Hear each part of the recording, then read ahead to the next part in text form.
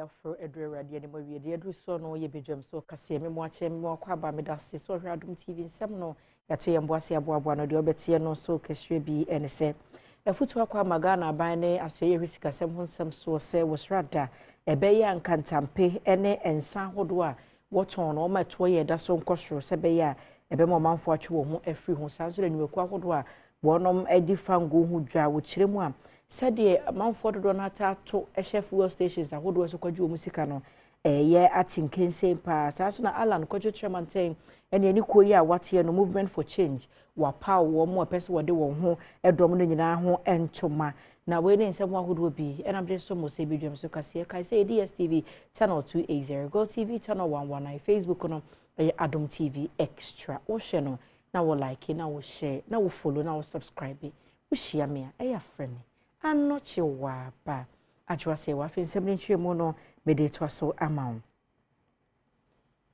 Oh my God, na asye hwesika sem ho nsem so no enche kwa na ode akohomasika ye de bebo ye ho bra afiye di anim e betudwa na de abo ye ho bra wie dada na nso no na ode ni nyina mu nkyiremu aba na no na mpanimfo bi a waka bi o mo frɛ wo se vision for alternative development Ghana wo mo se be ya nka mpanimfo yo mo hwesika sem so budget ye odi betudwa na wonhwe hu ne se to akase beba enkoda enru ahodo ene enuane ne anom de ya entampe ene ensa no odin wo mo sebe ya wo mo etono no aban benya so mfa so mpo no obi anya na dwense okotobi. In fact, the proposal kwa ye aban you know someone so say tax and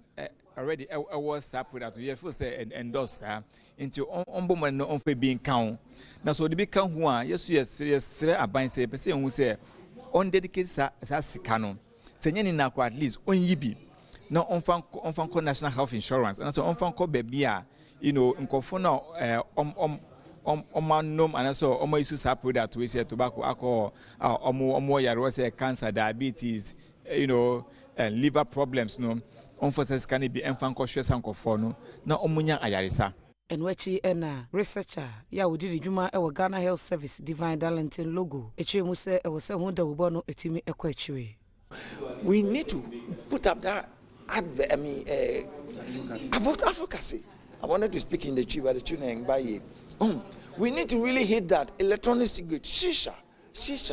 It's so dangerous that cigarette shisha, one sitting alone is more than one full pack that we smoke. So you see, using a shisha, which is a lifestyle, they claim that is more safer than the tobacco. A cigarette is a lie. It is even more dangerous. Yemfi ho ne yonkonsen from nhyiamode ahronko akoso we post sahene ene ne brantie ena wone adwumeku ahodo bi a na se mpanimfo a wonom eda adwumeku a etonfa ngo no Adom Metro Association of Oil Market Companies no na nhyiamode no ase no ene wapanyina wono ene wo yetetenani ema sa akuikwaku agemadu a wo gina ne manfo nyina na emo na ode ade hwede to post sahene ni mu se kwane anansen akonfo ranfo ta akoto hye wo mo ye adwuma e wo fuel stations ahodo agi wo mo sika tutu atu wo hono no ya do so panti ebe yanka post sahene na pamfo omo wani enkwasa bia osanse ema wono mo abie fuel station no bu ano nwotwe na omatum sanse free no nkronko no anhwe ya kronfo ba beto ahye wonso. Because of the armed robbery, the fear of that, we are not able to operate 24 hours.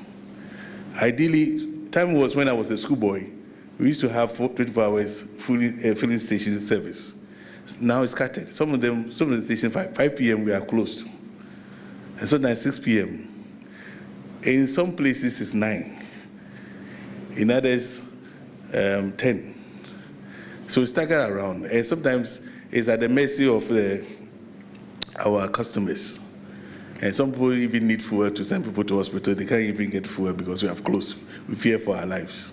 Enwechi IGP George Akofudampare enso so ehye oil market companies nyina abo se apose juma efo be yo mafemo de abom homoden se ombetuma abo wo mo ene wo madwuma no ho ban ediama wo mo. We just want to always do better today than we did yesterday, and this is a catchword, and do better tomorrow than we did and we are doing today and yesterday combined. So that at the end of the day, our progress towards ensuring that there is peace, security, law, and order in this country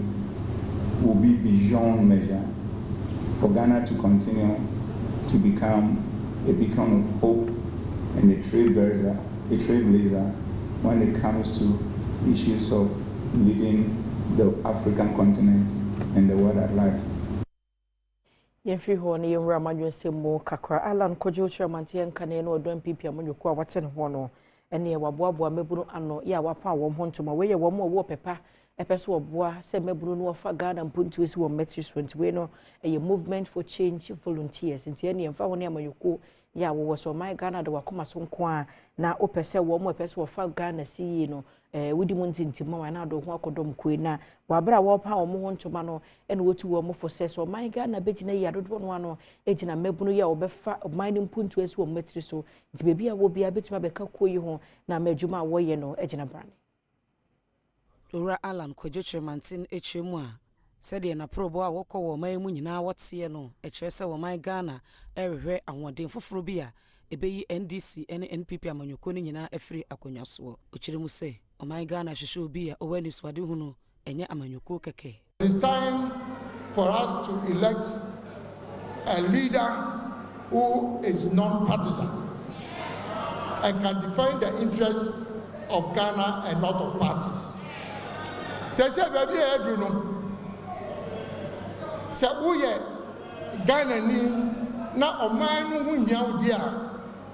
Then let us fight for the survival of our country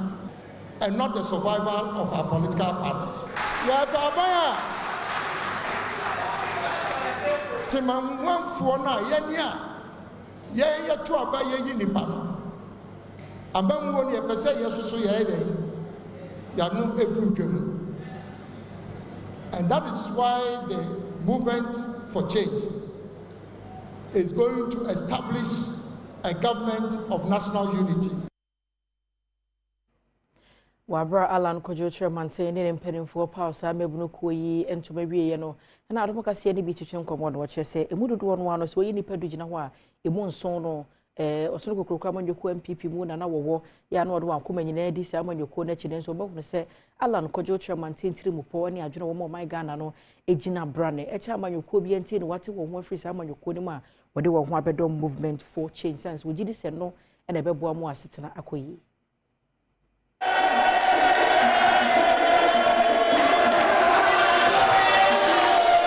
Because all at this Niswadi Edema Ghana. Yajina Tumupa. Answer number joining movement, we na political party bena, what do you come who are sorry, now Dom and Sanoba. Nameo MPP. I'm here, Amamuna Kona, Mkoyi. Alan, when is what you know, I'm a person, Metana China, Adom. Now what party bena now, ba? Me party for the Matuma Bama will be a bipen. By Alan, you will be a me penasem minim makuma dano so na minim de woni mu a obetimi are no MPP mu nyina na manage no ho enti se na wa free MPP mu no wate ne ho a wa sa me be join no nti wonu nti na me wo ha me de me ni party bia nti Alan ehia na me de me time 2 years that NPP and NDC has been in power. I think it's time for us to make a change. Oh, but na MPP and Metomechi. But I think it's high time we make a change now by bringing Alan into power. Indian movement of change. We want to let the will of God to happen in Ghana. Tuale no na me wo MPP. MPP na me wo. Tamana Akufo-Addo pray for 2008 or pray no. Ye di politics echi ache. Na nyina ye di Akufo-Addo echi say obeba. Na oba ye no ye hu say asisi ano aye say unisika ana say unka ho a ye mfa wan ye de yen free movement for change nsensemo na yen ko Ghana mrahye bedwafie na so afo ye a wo hwa ho ne de ho nsam so kwata wode ba bonte ne nsem bia no wo kyeremo na say wo sign VR for mpanimfo ti say na no ada wabra no obi esutade eye ekosombo dam no wo mo ye ntoto ya hodo ansa na wo mu bie no ena mrahye bedwam dom kuma ne dom kase nyina wo mo de bo ani wo ho sanse edom kuma ne nkanka okugyeto abla kwakire se vianrefo wo man hyada anya adwuma papa no anso obi ye na yira be fo manfo asese akofo owie na abama eka kese ena beto Ghana so sanse mpadifo nyina soa ne ma no asa to petro gu kem no de akwache sankrofo sanse wo mo hawo ena eye Ghana fo hawo ntia ne dom kuma ena dom kase de bo ani wo mrahye bedwafi ya ma ne bofo twi bi gu ahomaso. We want to reassure them of our commitment. We are in this together, and we will exhaust all the resources necessary to ensure that all of them are comfortably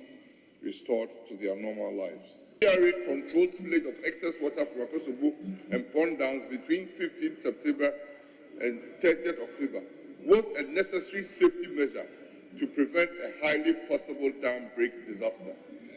Spillage, Mr. Speaker, was the only option. Na no si yepe na North Tom Rashebedwani Samuel Okudjeto Ablakwa echere musa di oswafo yi kan entro na wo twa kire Rashebedwafo anokre bia animu. I was never invited to any meeting. I challenge the minister to provide one name, one member of parliament who was consulted, who attended any meeting regarding this village in the affected areas. My colleagues are here. Not a single member of parliament. Not one. Look, we have had enough. We are down. We are traumatized. We have lost everything. The last thing we will countenance are blatant falsehoods. Marshabi General Moment for your walk from Plain South. Joseph Apia Boateng. Wono so aboaboa ne ma dodo no wa no e de akomo manfo bi a ensuo eyira fo mo wo kwawu Afram Plains South empotem wona ne nyina na akosombo dam ya mpanimfo bi ye no enye fra mantem nko ha na omanfo hu ekan ye ene ye wokọ ye epoye mantem kwawu mpotem ho nso so a dodo no ho aka ne nam so ama Joseph Apia Boateng a oye mrahye be geno gina mo omanfo ma kwawu Afram Plains South wakoye wo mo afefedi ede ba no ye manfo no omoni aso omasom by besre aboafo eboa yen FM station fo amuguso boa yen ene ankrankra fo mo boa yen se omo bekoso aboa yen because we no ene die beso omo by fi ochine ko no se besa omo nya adom meboa yen kosi se omo nan omo nsa beso omo chidware esra ban sa ban so mra no meboa bi se bayi na no sashi water ba kokra ban fancy ha nadmo se ye regional minister se ye DCO obi amfa hwemai kebe stress omumra no mebeboa emanfo no mo ahu ehi ntini ehia bebi ombeda ene kete no na ade ade a betima bebeboa nya beye achi zone nko ano nya 201 eno achi omanfo bia won ho akanso edamra Sebedwani yase sebre ti se ye watimi adwere wo mo ho enti madam fo bi ho na mi wo enti nyame boa se ye papa ba se obeboa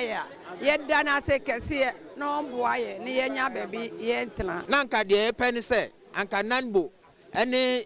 this assembly no ebetimi abeboa na sanka bia se school bi mkura bi ho na mu da na be nipa be se nwotwe edada ba kum se no kura yare na nka se this no ene nanbo no betimi aba pe ba bi ema bia se tent bi kura na mbebo ama no o madamu for the meantime kusi se bia o betimi anya ba bi ada anka no be ye bobo nso a kwatre kwa 11 pa media sida kese ho nyankopɔ obo soro ne asase no on hye di non sa hye na nan so wadwe ho edi sa de we abeche se so ye ho nyankopɔ hye na nan Therefore, Penny Emma Environmental Protection Agency no etwentia se EPA Henry Kwabena Kokofu no Penny wo de adehwede to Ghana emrahye bedwere ne mu se EPA bill ye da wo mo animu no ebe yanko nhwe ni hu dwuma no mfo nsanhyase enko mampanyi ho na mra no anyi ntumu se abaye mra esanse se abaye mra o manfo do no bebu sa mra no so no emra no ene wonom ebedi ni pepepe de se bi nyina so dwa wabra na wo mo ye nsentwefo nhye mu no odidi wo mfinhye aduonum afahye pasisi wom na president ne sasha asia afi na chese EPA obinya sen de aka sisi aye o yetimipo yanka na eno nso so ebinum afa no sa de ye ne omope sa tumi no be ma EPA tumi ama watimi aka oyem mfomso wo environment ho a EPA wo tumi se otimi kirewo na oyerewo na odoma prisifo na yedi wo nkomo sese abo ko adu a EPA otumi se ono ekogina court na obo ko adu na ba bia mra no pefa bia no ye de wafa wɔsan de to dwa nhyehyɛeɛ ahodoɔ a wɔn de agu akwan mu a anniversary a EPA ebedie no wɔn ne Ghanafoɔ ɛbɛka bom na ama wɔn dwumadi a wɔn edi no etimi etumpɔn. Ebi ne yɛne amanfoɔ nkutahodie yɛbɛhyɛm kena apegyam madaroma ne free mfie kakra bi bɛyi Ghanafoɔ at EPA nka EPA so ahunu Ghanafoɔ sufrɛ asɛm na ha obi a ofrɛ